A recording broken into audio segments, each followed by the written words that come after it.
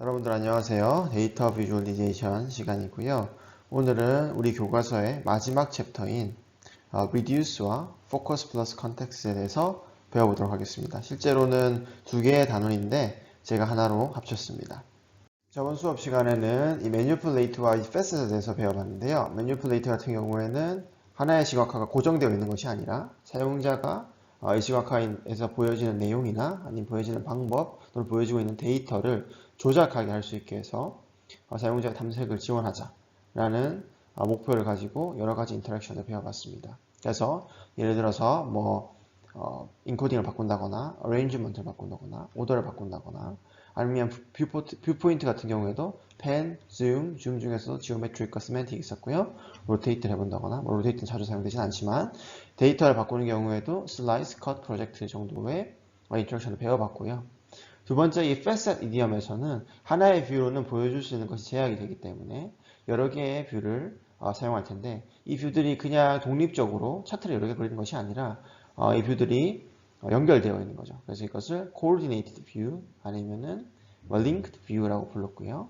이때 이제 하나의 차원은 이제 어떻게 이 데이터를 쪼개는지 예를 들어서 똑같은 데이터를 보여주는데 단순히 비주얼 인코딩만 다른 것인지 이때 이제 멀티폼 뷰라고 했고 그게 아니고 하나의 뷰는 전체 데이터를 보여주고 다른 하나의 뷰는 첫 번째 뷰에서 선택되어 있는 데이터만 자세히 보여주는가 이때는 이제 오버뷰 디테일이었고요. 이 경우에는 하나의 뷰가 보여준 데이터가 다른 하나의 그러니까 디테일 뷰가 보여주는 데이터가 오버뷰가 보여주는 데이터의 सब셋이었죠.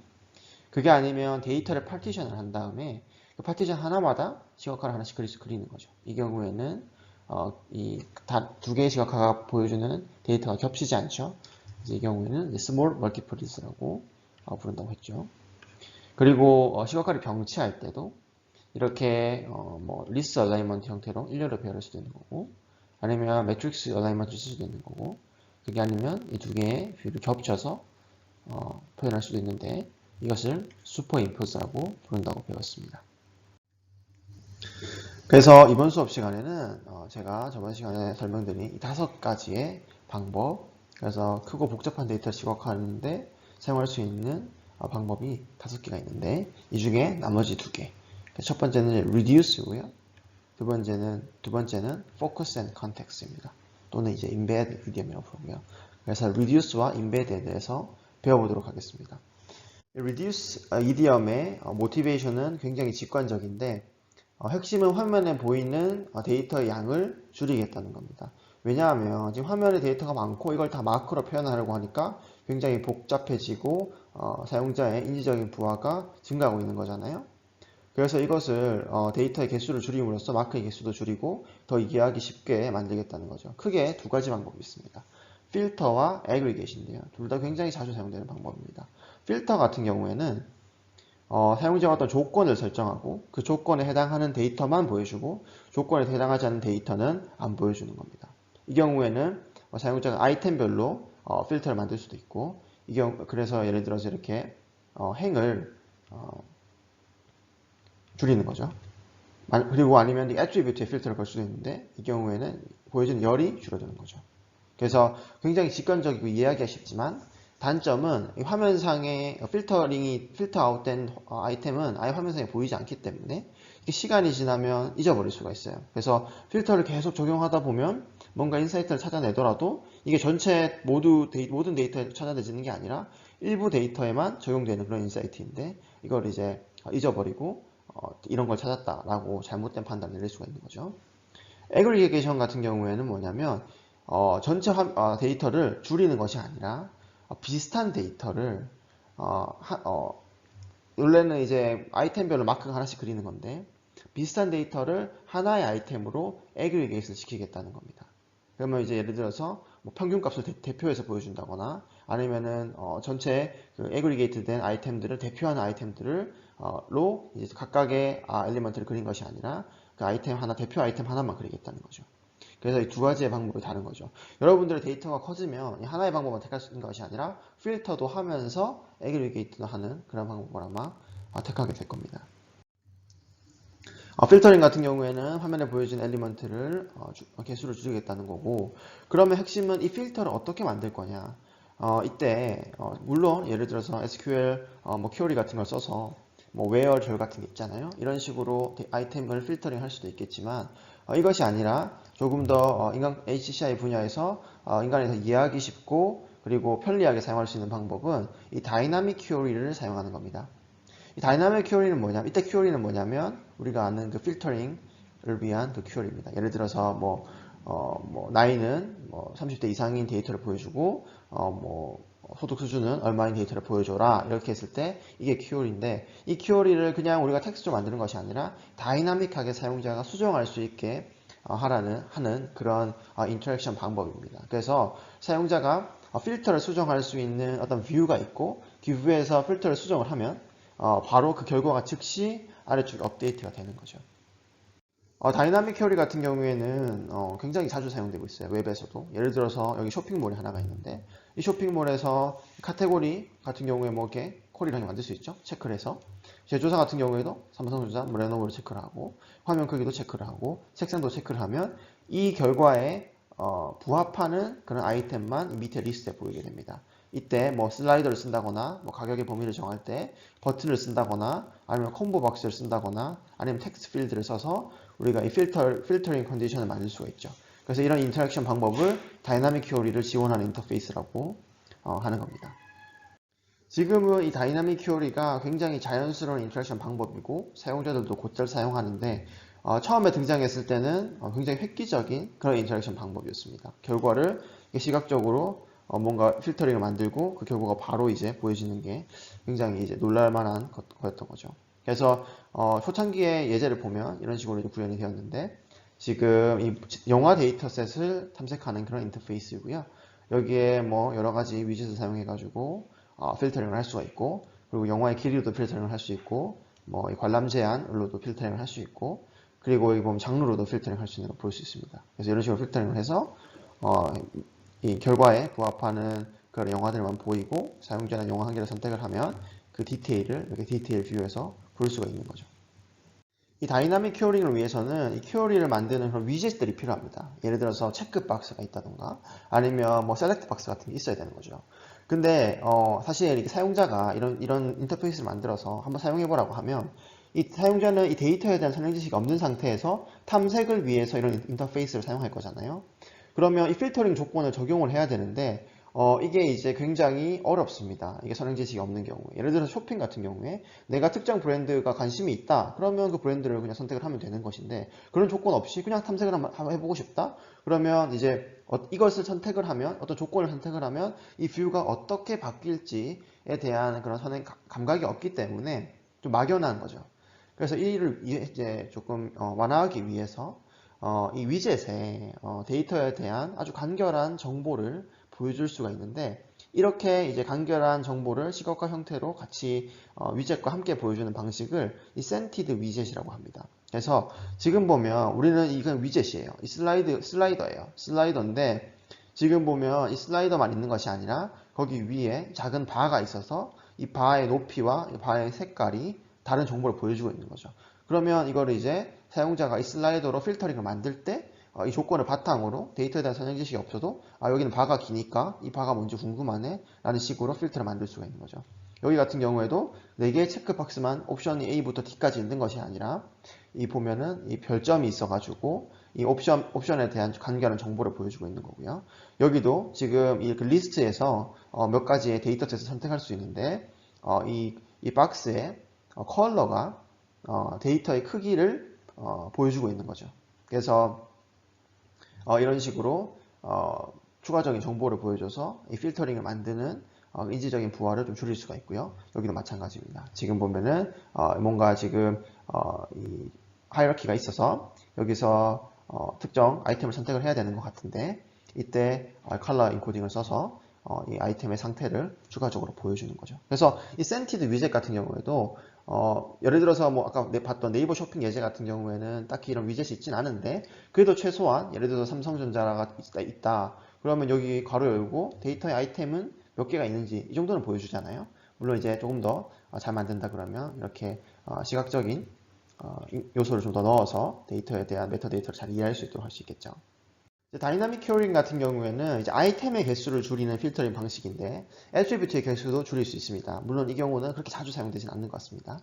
예를 들어서 도스파라는 그런 이디엄이 있는데 도스파는 Dimensional Ordering, Spacing and Filtering Approach고요. 지금 215개 애트리뷰트가 있습니다. 이거를 이제 레이더 플롯으로 표현을 하면 이런 식으로 굉장히 뾰족뾰족해서 패턴을 알기 힘든데요.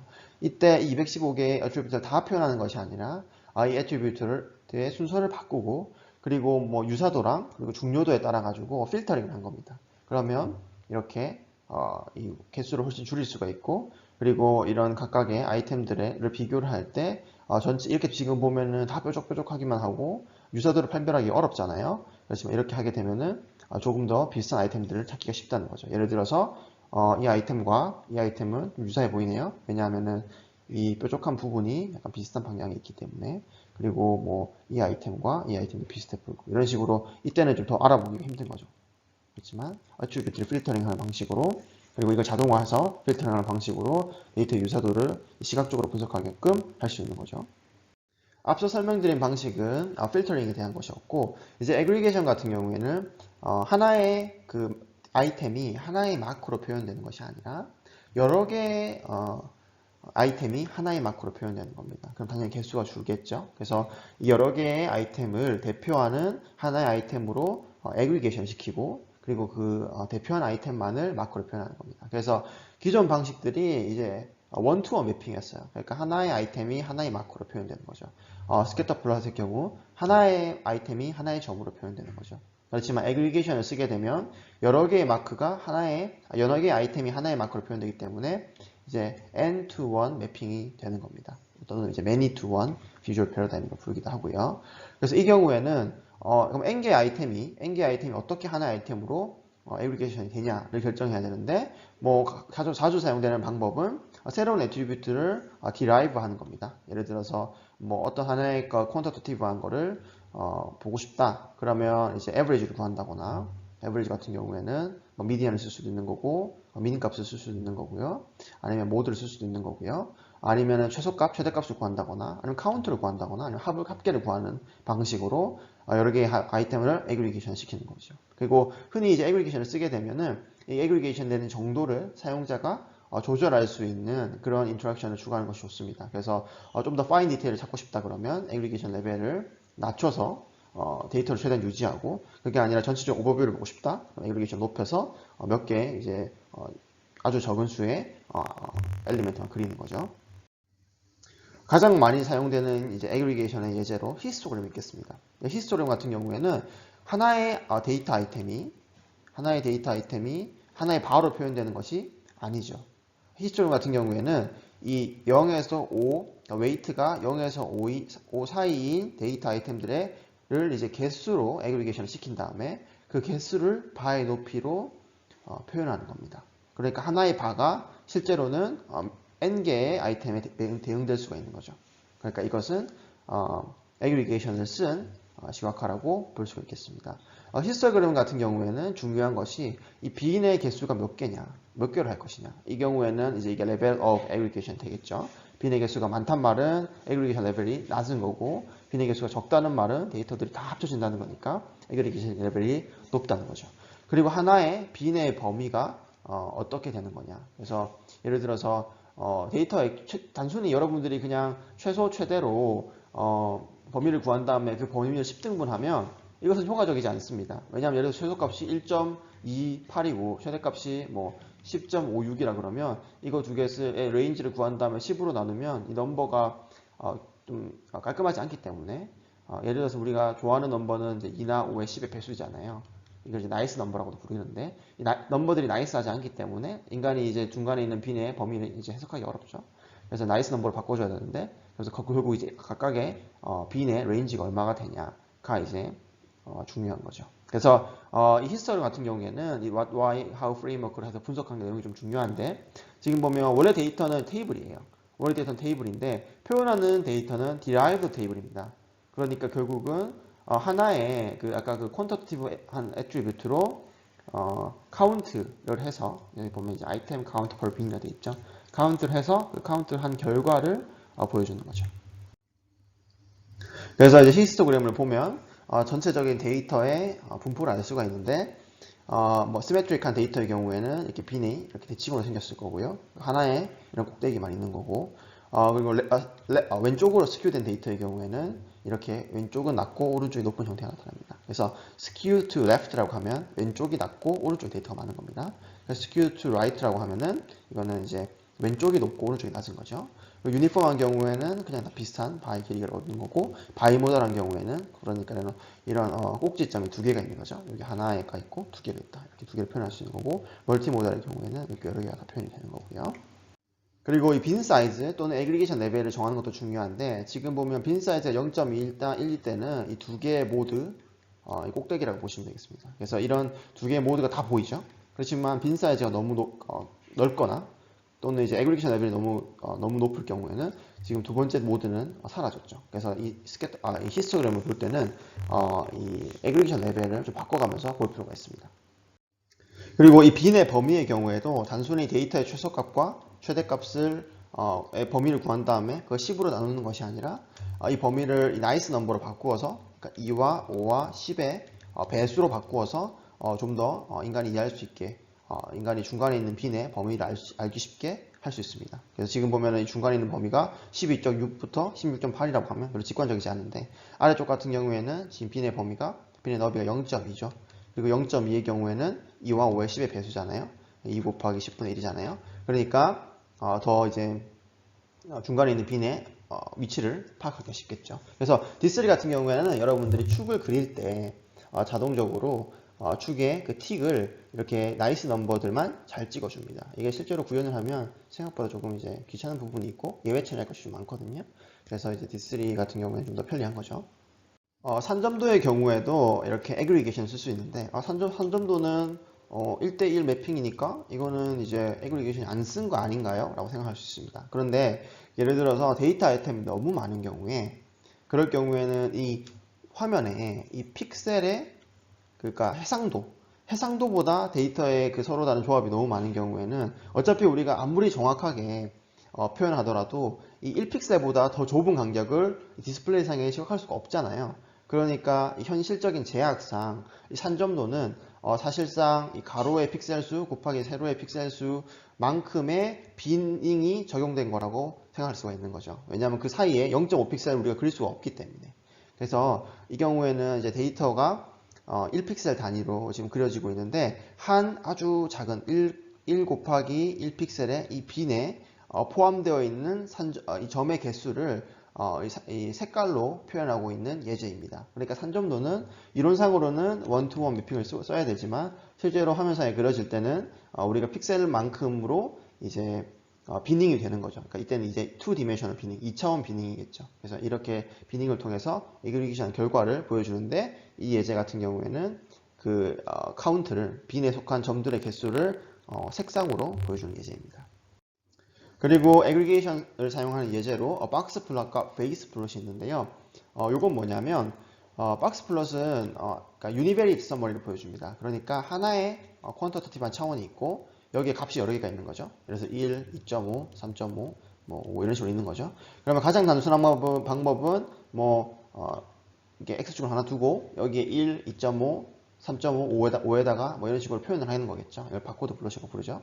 근데 그러지 않고 이 값들의 통계적인 어떤 값을 구해서 그 통계적인 값을 대신 보여주는 거죠. 이때 이제 흔히 보여주는 값은 이제 미디언 그리고 로어 어퍼 퀄타일 그리고 이제 뭐 로어 펜스 이런 식으로 보여주는데 이 박스 플롯을 해석하는 것도 굉장히 중요합니다. 그래서 지금 보면 이게 박스 플롯이 가로로 되어 있는 박스 플롯인데요. 지금 중앙 값이 여기 미디안이죠. 여기 선으로 실전으로 표현되어 있고 이것은 뭐냐면 이제 50% 분위수죠. 그러니까 데이터가 이렇게 있으면 중앙에 있는 값 평균이 아닙니다. 그러니까 평균이라고 하면 여러 가지를 뜻하는데 우리가 알고 있는 이제 민이 아닙니다. 민은 합계를 다 개수로 나눈 거잖아요. 이거 미디언이니까 중간 값이죠. 중간 값을 이렇게 보여주고 그리고 Q1과 Q3를 이렇게 를 가지고 이렇게 사각형을 그리는 거죠. Q1은 뭐냐면 상위 25% 값, Q3는 하위 25% 값이라고 볼 수 있겠습니다. 미디어는 이제 상위 50% 값이잖아요. 그래서 이렇게 박스 형태로 그리고 그리고 여기 이제 수염이 있는데, 이 피스커라고 부르는데, 이 수염 어떻게 계산되냐면, 먼저 이 Q1에서 1.5 곱하기 IQR을 뺀 값을 구합니다. 이제 IQR은 뭐냐면, 이제 Q1과 Q3 사이에, 이 사이에 그 간격입니다. 여기다가 1.5를 곱해서 Q1에다가 뺍니다. 그러면 특정 값이 나오겠죠? 근데 이 값을 가지고 있는 데이터는 존재하지 않을 수도 있잖아요. 그래서 이 값보다 조금 더 큰, 바로 다음 값. 그러니까 이제 이 IQR 레인지 사이에 속하는 가장 작은 값을 이렇게 휘스커 끝으로 표현해 주는 거고요. 거기서 가장 큰 값을 다른 반대쪽으로 표현해 주는 겁니다. 그러면 이제 여기 안에 들어오는 이런 값들은 이제 인라이어입니다. 흔히 통계적으로. 그러니까 이것들은 이제 이상이 없는 우리가 알고 있는 그 범위 안에 잘 들어온 데이터고, 인라이어가 있다 그러면 아웃라이어도 있겠죠. 아웃라이어들은 특별하게 실제로 각각의 점들을 다 이렇게 찍어줍니다. 각각의 점들을. 이건 이제 특별한 값들이니까. 그래서 이제 그렇게 하고 나면은 이런 식으로 되는 거죠.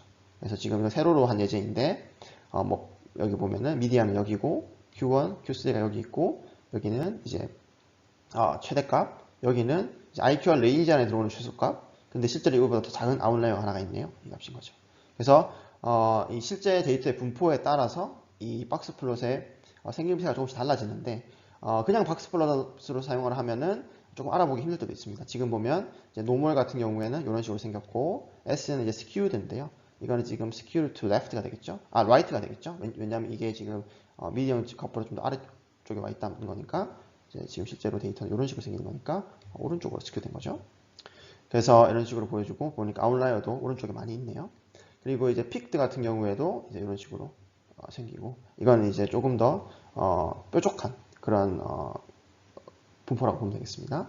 그리고 멀티모달, 그러니까 이제 모드가 두 개 있는 경우, 예를 들어서 이런 식으로 쌍봉을 이루는 경우에는 이제 이런 식으로 보이는데, 사실은 이것만 보고 노멀과 구분하기는 쉽지 않죠. 그렇지만 우리가 이거를 이제 베이스 플롯을 그리게 되면은 실제로 이 박스의 이 너비로 데이터들의 그 밀도를 같이 보여주고 있거든요. 이렇게 되면은 지금 제 얼굴을 좀 가렸는데 이 n과 멀티모달이 확연히 다른 걸 볼 수가 있죠. n 같은 경우에 이 중앙이 이게 좀 통통하고, 멀티모달의 경우에는 양 끝이 통통하니까 이게 이렇게 두 개의 봉을 이루고 있구나 라고 볼 수가 있는 거죠.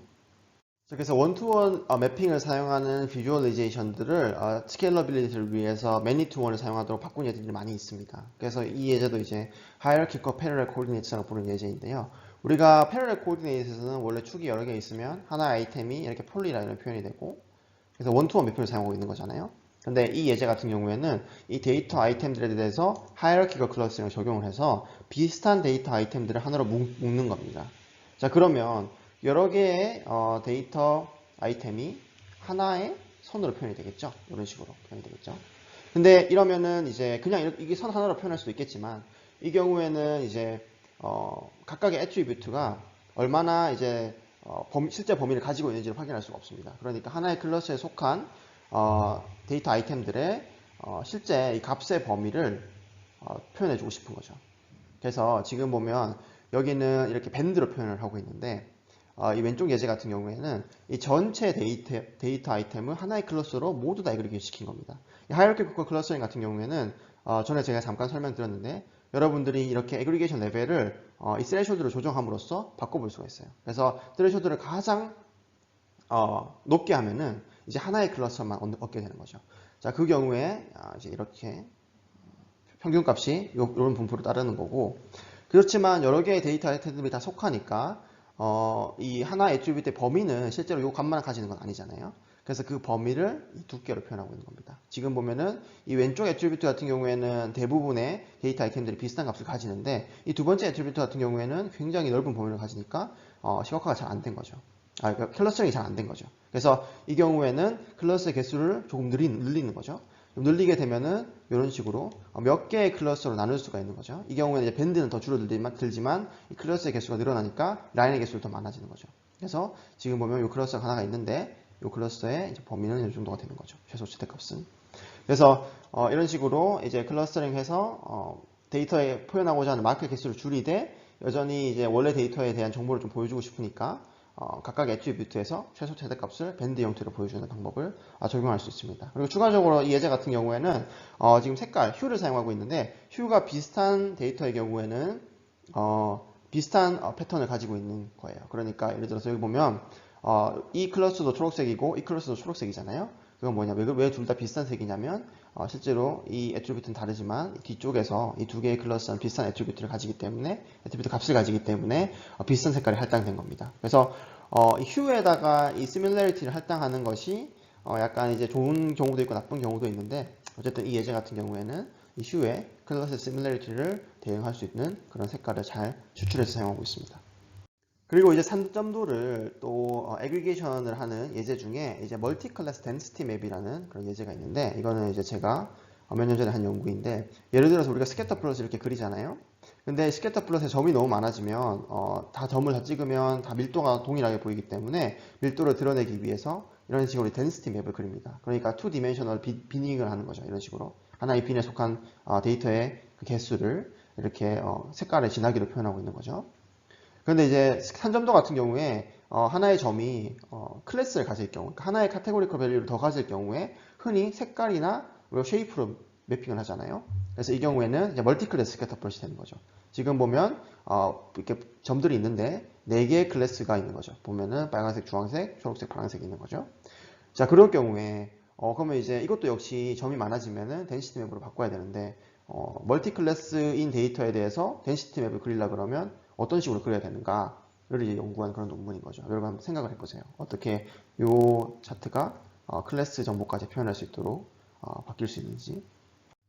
사실 여러 가지 방법이 가능하고 그리고 실제로 역사적으로도 한 100년 전부터 정말 다양한 방법으로 이 멀티 클래스 덴시티 맵을 그려왔습니다. 그래서 이 논문에서는 이런 디자인 스페이스를 한번 탐색해보고 어떤 방법이 가능한지를 쭉 나열한 다음에 그것들을 다 선언적으로 기술할 수 있는 언어를 한 개 만든 데 의의가 있고요. 예를 들어서 지금 보면 이렇게 separate를 써서 4개를 다 이렇게 나눠버릴 수도 있는 거고 아니면 그냥 컬러 블렌딩을 할 수도 있는 거고 아니면 최대 밀도를 가지는 컬러만 보여줄 수도 있는 거고 이런 식으로 위빙을 쓸 수도 있는 거고요. 위빙 비닝을 한 다음에 하나의 이렇게 격자로 쪼갠 다음에 번갈아 가면서 이 클래스의 이 밀도를 보여주는 거죠. 이건 육각형으로 위빙을 한 거고요. 뭐 랜덤하게 위빙을 할 수도 있는 거고 등고스를 보여줄 수도 있는 거고 보르노이 맵으로 그려가지고 해칭을 사용할 수도 있는 거고 보르노이 맵을 그려서 위빙을 사용할 수도 있는 거고 아니면 뭐 이렇게 바 차트로 보여줄 수도 있는 거고 아니면 이런 식으로 뭐 버블 차트로 보여줄 수도 있는 거죠. 그래서 이런 걸 쭉 다 나열을 한 다음에 실제로 기존에 이제 만들어졌던 그런 차트를 우리가 사용할 수 있는 그 언어로 그리고 그 언어의 해석기를 가지고 다시 재현해 보는 거죠. 그래서 뭐 이런 시각화를 만들려면은 여기서 이것도 멀티 클래스 덴시티 맵인데 빨간 색깔, 파란 색깔이 있는데 이거를 기술하려고 그러면 이렇게 제이슨 형태로 표현할 수가 있고 여기도 이런 식으로 표현할 수가 있는 거고요.